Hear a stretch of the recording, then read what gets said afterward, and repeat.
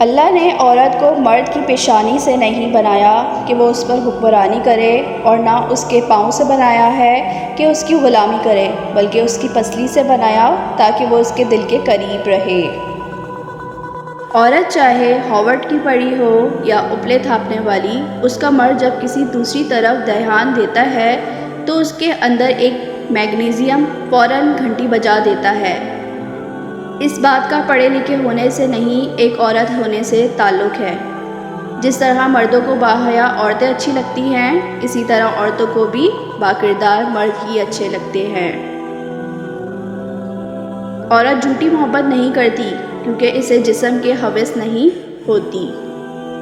عورت کو کم عقل کا طعنہ دینے والے ان کی چند اداؤں پر ہی اپنی عقل کا توازن کھو بیٹھتے ہیں۔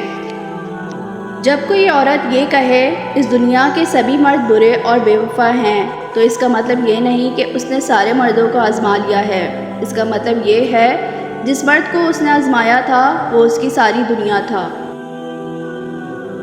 بہترین بیوی وہ ہے جو تمہاری موجودگی میں عورت اور تمہاری غیر موجودگی میں مرد بن جائے۔ عورت جب بلا وجہ اپنا سر ننگا کرتی ہے تو اس سے فرشتہ دور چلا جاتا ہے۔ امام حسین نے فرمایا، اللہ اس عورت کی نماز قبول نہیں کرتا جو بالغ ہونے کے بعد بھی پردہ نہیں کرتی۔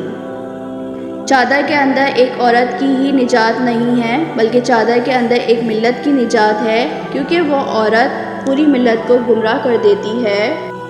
عورت سے علم چھین لیا جائے تو جہالت نسلوں میں سفر کرے گی، اور اگر علم کے نام پر عورت سے پردہ چھین لیا جائے تو بے حیائی نسلوں میں سفر کرے گی۔